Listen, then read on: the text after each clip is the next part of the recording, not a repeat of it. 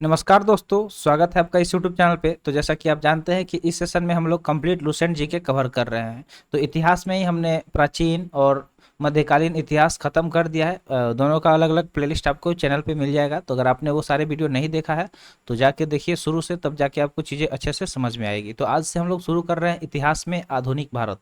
तो इसका ये फर्स्ट लेक्चर है। तो चलिए वीडियो शुरू करते हैं। अगर आप किसी भी कम्पिटेटिव एग्जाम का प्रिपरेशन करते हैं तो वीडियो लास्ट तक जरूर देखिएगा। तो चलिए वीडियो शुरू करते हैं। जल्दी से लाइक कर दीजिए और चैनल पर नए हैं तो जल्दी से चैनल को सब्सक्राइब कर लीजिए। तो आज हम लोग यहाँ से शुरू करने वाले हैं आधुनिक भारत से। ठीक है, थोड़ा सा इसमें चीज़ें पीडीएफ बनाया गया है बुक का, तो ब्लर दिखेगा, लेकिन जो भी चीज़ हम बोलेंगे मेरे बात को भी ध्यान से सुनिएगा। तो सबसे पहले अगर देखें तो आधुनिक भारत में हम लोग देखेंगे उत्तरकालीन मुगल सम्राट। ठीक है, जो उत्तरकालीन मुगल सम्राट थे उसके बारे में जो भी मोस्ट इंपॉर्टेंट पॉइंट्स है उसको देखेंगे, जिससे एग्जाम में क्वेश्चन आता है, किस तरह का क्वेश्चन पूछा जा सकता है, वो सब हम लोग डिस्कस करेंगे। तो दिया गया पहला पॉइंट यहाँ पे कि उत्तराधिकार युद्ध में, ठीक है, जो उत्तराधिकार युद्ध हुआ उसमें गुरु गोविंद सिंह ने बहादुर शाह का साथ दिया था। ठीक है, तो जो उत्तराधिकार युद्ध हुआ उसमें जो गुरु गोविंद सिंह थे उन्होंने किसका साथ दिया था? तो बहादुर शाह का साथ दिया था। बहादुर शाह का अगर पूर्व नाम की बात करें, यानी कि पहले का उनका नाम क्या था? तो मुअज्जम था। ठीक है, जो बहादुर शाह थे उनके पहला नाम क्या था? तो मुअज्जम उनका पहला नाम था। बहादुर शाह को शाह वे खबर के उपनाम से पुकारा जाता था। ठीक है, जो बहादुर शाह थे उनको शाह वे खबर के उपनाम से भी पुकारा जाता था। चलिए आगे बढ़ते हैं अगले पॉइंट की तरफ। अगला पॉइंट दिया गया कि जहांदार शाह अपने शासन में, ठीक है, जो जहांदार शाह थे उसने अपने शासन में लाल कुमारी नाम की वेश्या को हस्तक्षेप करने का आदेश दे रखा था। ठीक है, तो जो ज- जहांदार शाह थे वो अपने शासन में जो लाल कुमारी नाम की एक वेश्या थी उसको हस्तक्षेप करने का आदेश दे रखा था। ठीक है, मुगलकालीन इतिहास में सैयद बंधु हुसैन अली खां एवं अब्दुल्ला खां को शासक निर्माता के रूप में जाना जाता है। ठीक है, अगर हम बात करें मुगलकालीन इतिहास की तो उसमें जो सैयद बंधु जो थे हुसैन अली खान एवं अब्दुल्ला खान, उनको शासक निर्माता के रूप से जाना जाता है। ठीक है, किस से जाना जाता है? तो शासक निर्माता के रूप में इन्हें जाना जाता है। जहांदार शाह को लंपट मूर्ख भी कहा जाता था। तो जो जहांदार शाह थे इन्हें लंपट मूर्ख भी कहा जाता था। ठीक है, तो जहांदार शाह को क्या कहा जाता था? लंपट मूर्ख भी इनको कहा जाता था। ठीक है, यहाँ पे कुछ चीज़ें दिया गया है कि मुगलों से स्वतंत्र होने वाले राज्य एवं संस्थापक। तो कुछ यहाँ पे राज्य और संस्थापक का नाम दिया गया है जो कि मुगलों से स्वतंत्र हुए थे। ठीक है, तो सबसे पहले की अगर पहला देखें तो अवध। ठीक है, तो अवध के संस्थापक कौन थे? सआदत खां। ठीक है, उसके बाद हैदराबाद, तो हैदराबाद जो था इसके चिनकिलिज खां या निजाम उल मुल्क आसफ झा। ठीक है, आसफ झा।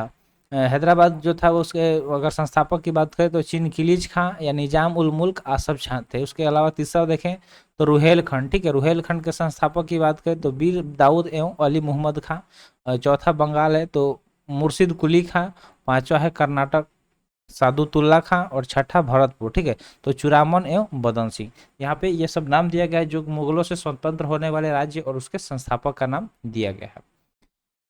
चलिए अब आते हैं पॉइंट की तरफ। तो दिया गया कि फरुखी फरुखसियार को मुगल वंश का घृणित कायर कहा गया है। जो फरुखसियार था, ठीक है, तो उसको उससे क्या कहा गया? तो जो मुगल वंश था उसका घृणित कायर कहा गया है। सुंदर युवतियों के प्रति, जो सुंदर युवतियां यानी कि सुंदर औरत होती थी उनके प्रति अत्यधिक रुझान के कारण मोहम्मद शाह को रंगीला बादशाह कहा जाता था। तो जो मोहम्मद शाह थे वो सुंदर स्त्रियों यानी कि जो भी सुंदर युवती थी उनके प्रति उनका काफ़ी ज़्यादा रुझान होता था, जिसके वजह से मोहम्मद शाह को रंगीला बादशाह कहा जाता था। ठीक है, तो इनको किसे रंगीला बादशाह कहा जाता था? तो याद रखिएगा, जो मोहम्मद शाह थे उसे रंगीला बादशाह कहा जाता था। चलिए आगे बढ़ते हैं। नेक्स्ट पॉइंट की बात करें तो दिया गया कि तुरानी सैनिक, जो तुरानी सैनिक थे, ठीक है, हैदर बेग, उन्होंने 9 अक्टूबर 1720 को सैयद बंधु हुसैन अली खां की हत्या कर दी।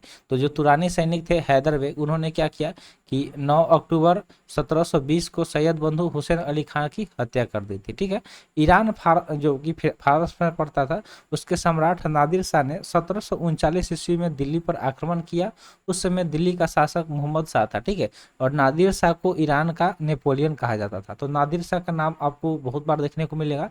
जो नादिर शाह था वो कहाँ उसको ईरान का नेपोलियन कहा जाता था, ठीक है, ये ईरान का ही था। और 1739 ईस्वी में इसने क्या किया कि दिल्ली पर आक्रमण किया। और जब ये दिल्ली पर आक्रमण किया तो उस समय दिल्ली का शासक कौन था, तो मोहम्मद शाह था, ठीक है। जो मोहम्मद शाह था वो उस समय दिल्ली का शासक था। आगे बढ़ते हैं। दिया गया कि नादिर शाह लगभग 70 करोड़ रुपए को धनराशि और शाहजहां का बनाया हुआ तख्ते हाउस, ठीक है, जो पीकॉक थ्रॉन था, ठीक है, वो कहाँ पे था, तो दिल्ली के लाल किला में है। तथा जो कोहिनूर का हीरा था उसे लेकर फारस वापस लौटा। तो जो नादिर शाह था, जब वो अटैक किया तो उस टाइम उसने क्या किया कि लगभग ऐसा 70 करोड़ रुपया की धनराशि वहां से लिया। उसके अलावा शाहजहां ने तख्ते हाउस बनवाया था, पीकॉक थ्रोन जिसको बोला गया, ठीक है। तो पीकॉक थ्रोन बनवाया था यानी कि मयूर सिंहासन, तो उसे भी वहां से चुरा लिया। और उसके अलावा जो कोहिनूर का हीरा था उसे भी लेकर वो फारस चला गया। आगे अगर हम बात करें तो तख्ते हाउस, ठीक है, जो मयूर सिंहासन पर बैठने वाला जो अंतिम मुगल शासक था वो कौन था, तो मोहम्मद शाह, ठीक है। जो मोहम्मद शाह था वो अंतिम मुगल शासक था जो कि मयूर सिंहासन पर बैठा था। शाह आलम द्वितीय यानी कि अली गौहर के शासनकाल में 803 ईस्वी में अंग्रेजों ने दिल्ली पर कब्जा कर लिया, ठीक है। तो जो शाह आलम द्वितीय था उसके शासनकाल में 1803 ईस्वी में अंग्रेजों ने क्या किया कि दिल्ली पर कब्जा कर लिया। यहाँ पे कुछ चीज़ें दी गई है, इसको भी आइए देख लेते हैं। तो दिया गया कि उत्तरकालीन मुगल सम्राट, ठीक है, उत्तरकालीन मुगल सम्राट का नाम दिया गया। तो बहादुर शाह 1707 से 1712 ईस्वी तक थे। जहांदार शाह 1712 से 1713 ईस्वी तक। उसके बाद फर्रुखसियार आए 1713 से 1719 ईस्वी। मोहम्मद शाह 1719 से 1748 ईस्वी। अहमद शाह 1748 से 1754। आलमगीर द्वितीय आए 1754 से 1759। शाह आलम द्वितीय 1759 से 1806 ईस्वी। अकबर द्वितीय 1806 से 1837 ईस्वी। उसके बाद आए बहादुर शाह जफर 1737 से 1757 ईस्वी तक। चलिए आगे बढ़ते हैं। अगला दिया गया कि पानीपत का जो तृतीय युद्ध हुआ, ठीक है, पानीपत का तृतीय युद्ध कब हुआ, 1761 ईस्वी में मराठा और अहमद शाह अब्दाली की सेना के बीच हुआ। किसके किसके बीच हुआ, तो जो मराठा थे उनके और अहमद शाह अब्दाली के बीच हुआ, ठीक है। और इस युद्ध में मराठों की हार हुई थी। तो जो पानीपत का तृतीय युद्ध हुआ था उस समय ही क्या उस वो क्या हुआ था, उस समय वो मराठों का हार हो गया था। गुलाम कादिर खान ने 1806 ईस्वी को शाह आलम द्वितीय की हत्या करवा दी। और जो गुलाम कादिर खां उसने क्या किया कि 1806 ईस्वी में शाह आलम द्वितीय की हत्या करवा दी थी। बहादुर शाह द्वितीय यानी कि जफर अंतिम मुगल सम्राट था, ठीक है। जो बहादुर शाह द्वितीय था, आप अगर देखे होंगे वो मूवी क्या बोलते हैं, 1857 के क्रांति पर वो बेस्ट है, जिसमें तो इसका नाम याद नहीं आ रहा, आपको बता देंगे। मतलब उसमें जो आप सिपोई म्यूटिनी का नाम आपने सुना होगा, उस पर वो फिल्म बेस्ड है, ठीक है, उस पर वो फिल्म आधारित है। मंगल पांडे, हाँ मंगल पांडे उस मूवी का नाम है। तो उसमें इन सब चीज़ों के बारे में बताया गया है कि ये जो बहादुर शाह द्वितीय थे उन्होंने क्या किया था, उनका हेल्प किया था, ठीक है। चलिए आगे बढ़ते हैं। 1857 ईस्वी की क्रांति में भाग लेने के कारण अंग्रेजों द्वारा बहादुर शाह जफर को बंदी बना लिया गया एवं रंगून भेज दिया गया। तो देखिए वो चीज़ यहाँ पे आ गया है। तो जो 1857 की जो क्रांति हुआ, ठीक है, सिपोई म्यूटिनी जो हुआ उस समय क्या किया गया कि उस समय अंग्रेजों को पता चला कि इसमें बहादुर शाह जफर का भी हाथ है। तो ये दिल्ली से इस चीज़ को सपोर्ट कर रहे थे। तो जैसे ही अंग्रेजों को ये चीज़ पता चला उन्होंने क्या किया कि बहादुर शाह जफर को बंदी बना लिया और उन्हें रंगून भेज दिया, ठीक है। और वहाँ पे वो खत्म हो गए। अहम क्योंकि वो बूढ़े हो गए थे काफ़ी। अहमद शाह अब्दाली का वास्तविक नाम की अगर बात करें तो अहमद खां था, ठीक है। जो अहमद शाह अब्दाली थे उनका वास्तविक नाम अहमद खां था। और इसने 8 बार भारत पर आक्रमण किया। और इसने कितने बार भारत पर आक्रमण किया था, तो टोटल 8 बार इसने भारत पर आक्रमण किया था। तो चलिए अब आगे बढ़ते हैं और यहाँ से हम लोग जो पॉइंट शुरू करेंगे उस वो टॉपिक क्या है, तो भारत में जो यूरोपीय व्यापारी कंपनियां थी उसके आगमन के बारे में बात करेंगे। तो चलिए शुरू करते हैं, चीज़ें एक एक करके देखते हैं क्या क्या दिया गया है। तो 17 मई 1458 ईस्वी में वास्को डी गामा ने भारत के पश्चिमी तट पर स्थित कालीकट बंदरगाह पहुंचकर भारत एवं यूरोप के बीच नए समुद्री मार्ग की खोज की। तो बहुत बार पूछा जाता है कि भारत का खोज किसने किया था, तो भारत का खोज हुआ नहीं था, भारत पहले से था, ठीक है। लेकिन जो यूरोप से समुद्री मार्ग का खोज किया गया था, किसके द्वारा किया गया था, तो एक पुर्तगाली था जिसका नाम था वास्को डी गामा, जो 17 मई 1458 ईस्वी को भारत आया, ठीक है। तो जो भारत का पश्चिमी तट है वहीं पे एक कालीकट बंदरगाह था, वहीं पे वो पहुंचा, ठीक है। और उसके थ्रू उसने क्या किया कि समुद्री मार्ग का उसने खोज किया। 1505 ईस्वी में फ्रांसिस्को द अल्मेडा, ठीक है, भारत में प्रथम पुर्तगाली वायसराय बनकर आया। उसके बाद क्या हुआ कि जो आया बिजनेस किया, यहाँ से बहुत सारा मसाला वसाला लेके गया और उसे वहाँ पे काफ़ी अच्छा दाम में बेचा, जिससे उसको काफ़ी प्रॉफिट हुआ। तो इस तरह लोगों को पता चला, जो भी मतलब यूरोपियन थे, कि अरे भारत में तो बिजनेस करने का बहुत सारा चीज़ है जिससे हम लोग अपने यहाँ बेचकर अच्छा पैसा कमा सकते हैं। तो इसके बाद करते करते 1505 में धीरे धीरे क्या किया, यहाँ बिजनेस शुरू किया और हमारे ऊपर दबाव बनाना शुरू कर दिया। तो 1505 ईस्वी में फ्रांसिस्को द अल्मेडा भारत में प्रथम पुर्तगाली जो वायसराय था वो बन कर आया। एक चीज़ आप याद रखिएगा कि जो पुर्तगाली थे भारत में सबसे पहले आए भी पुर्तगाली थे और सबसे बाद में गए भी पुर्तगाली थे, तो ये चीज़ याद रखिएगा, ठीक है। ये क्वेश्चन बहुत बार पूछा जाता है। तो 1509 ईस्वी में अल्फांसो द अल्बुकर्क, ठीक है, अल्फांसो द अल्बुकर्क भारत में पुर्तगालियों का वायसराय बना। उसके बाद 1505 में जो पहला पुर्तगाली वायसराय बनकर कौन आया, तो फ्रांसिस्को द अल्मेडा। उसके बाद आया अल्फांसो द अल्बुकर्क, ठीक है, वो पुर्तगाली का वायसराय कब बना, तो 1509 ईस्वी में। अल्बुकर्क ने 1510 ईस्वी में बीजापुर के यूसुफ आदिल शाह से गोवा को जीता, ठीक है। तो उसके बाद उसने क्या किया कि अल्बुकर्क ने 1510 ईस्वी में जो बीजापुर के यूसुफ आदिल शाह थे उनको हरा के गोवा को जीत लिया, ठीक है। और गोवा पे ही इन लोगों का ज़्यादा कब्जा रहा था और 1962 तक ये लोग गोवा पे में थे। उसके बाद इन्होंने वहाँ से गोवा को खाली किया, वहाँ से गोवा से निकले। पुर्तगालियों ने अपनी पहली व्यापारिक कोठी कहाँ पे शुरू किया, तो कोचिंग में खोला था, ठीक है। तो पुर्तगालियों की अगर बात करें कि सबसे पहला इसने अपना व्यापारिक कोठी कहाँ पे खोला था, तो कोचिंग में खोला था। याद रखिएगा कहाँ पे खोला था, कोचिंग में खोला था। 1596 ईस्वी में भारत आने वाला प्रथम डच नागरिक था कार्नेलिस डस्मान, ठीक है। तो उसके बाद पुर्तगाली के बाद भारत में डच का आगमन हुआ, ठीक है। और ये कब आया, तो 1596 ईस्वी में। तो भारत में पहली बार जो जो सबसे पहले डच नागरिक जो आया उसका नाम क्या था, कार्नेलिस डहस्तमान, ठीक है। इसका नाम क्या था, कार्नेलिस डहस्तमान। डचों का भारत में अंतिम रूप से पतन 1759 ईस्वी को अंग्रेजों एवं डच के मध्य हुए वेदरा युद्ध से हुआ, ठीक है। तो जो डच भारत में आए लेकिन ये ज़्यादा दिन तक टिक नहीं पाए, क्योंकि इनका जो डच थे और अंग्रेज थे, ठीक है, आपस में इनकी लड़ाई हुई और 1759 ईस्वी में ये चलेगा, ठीक है। तो कौन सा लड़ाई हुआ था, वेदरा युद्ध में इनका पतन हो गया, वहीं पे इनका खत्मा भी हो गया।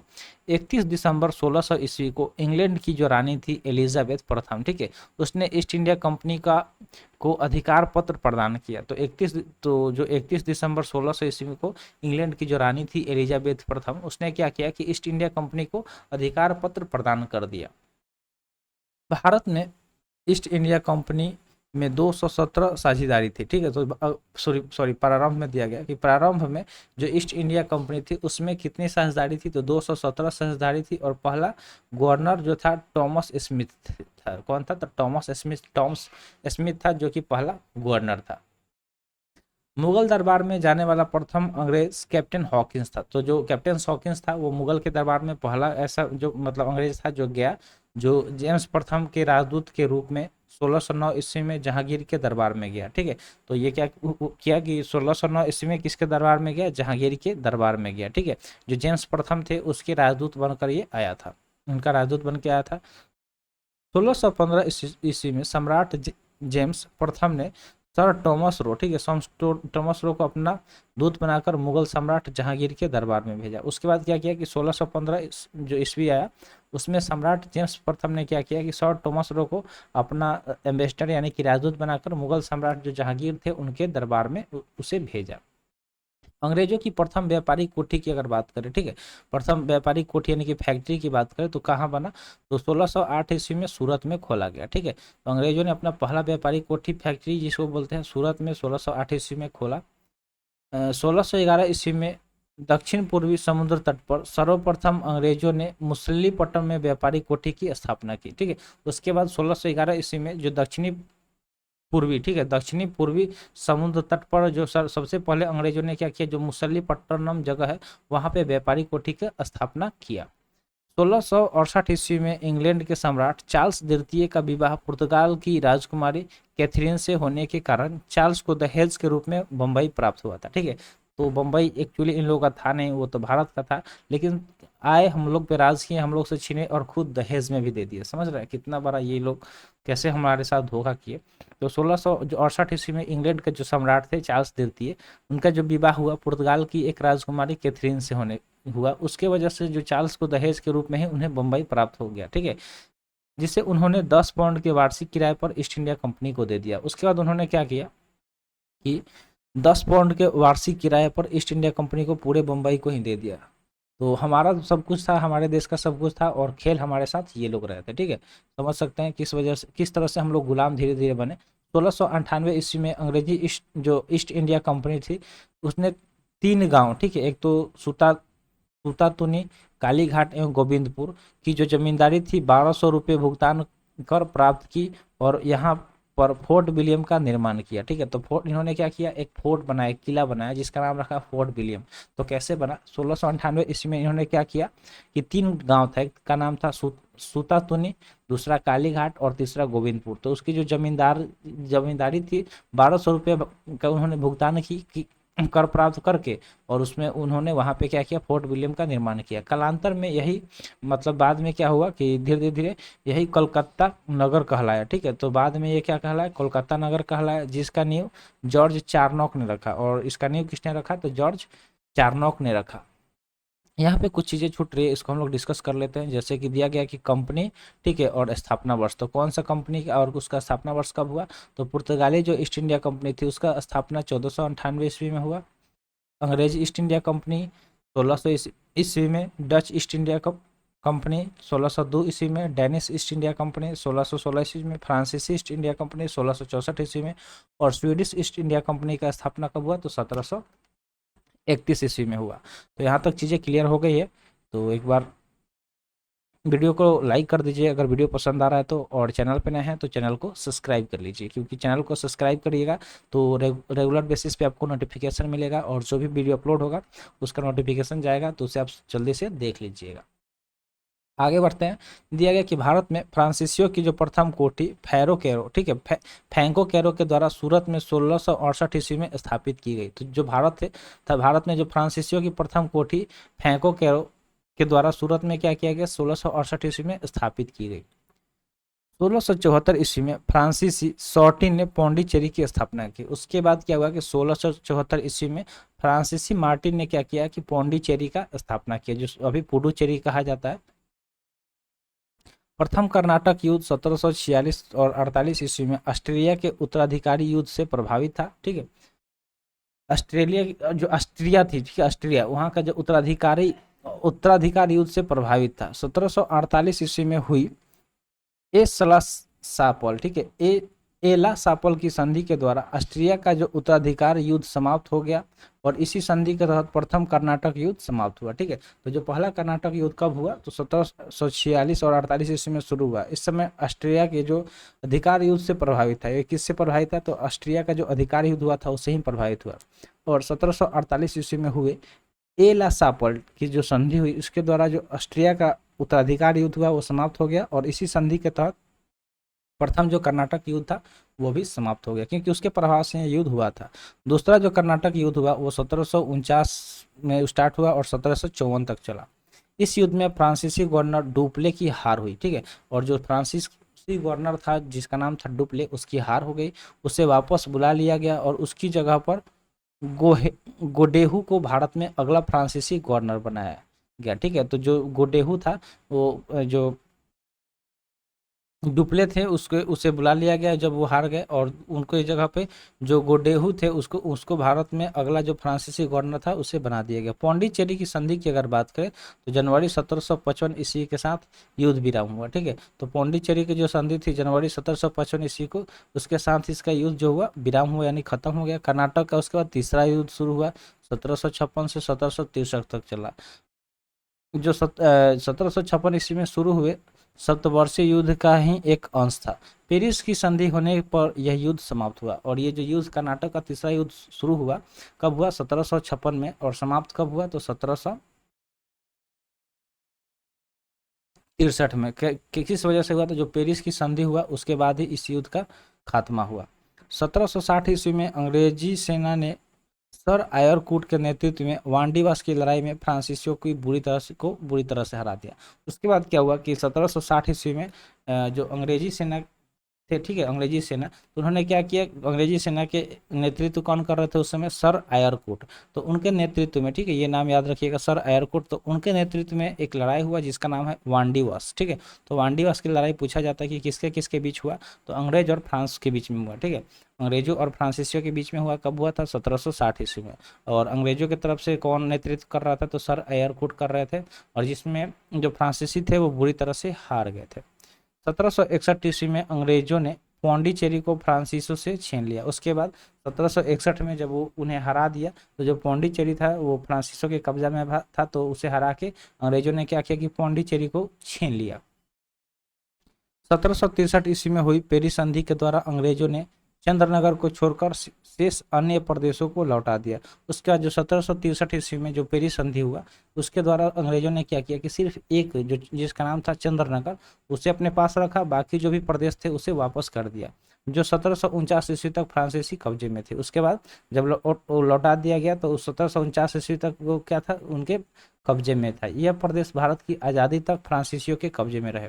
उसके बाद जो लौटाया गया अंग्रेजों के द्वारा, तो जब तक मतलब हमारा देश आज़ाद नहीं हुआ तब तक फ्रांसीसी जो थे उनके ही कब्जे में था। तो यहाँ तक चीज़ें क्लियर हो गया है। तो आज के लिए इतना ही, ठीक है। अगला जो हम लोग वीडियो लेके आएंगे उसमें हम लोग आगे इसको कवर करेंगे, जिसमें हम लोग पढ़ेंगे बंगाल पर अंग्रेजों का आधिपत्य। तो किस तरह से अंग्रेजों ने बंगाल पे अपना आधिपत्य बनाया, अपना साम्राज्य बनाया, सब कुछ एक एक करके पढ़ेंगे और समझेंगे। तो आज के लिए इतना ही, आज का वीडियो यहीं पे समाप्त हुआ। वीडियो कैसा लगा कमेंट सेक्शन में ज़रूर बताइएगा। तो मिलते हैं फिर अगले वीडियो में। Thanks for watching. जय हिंद।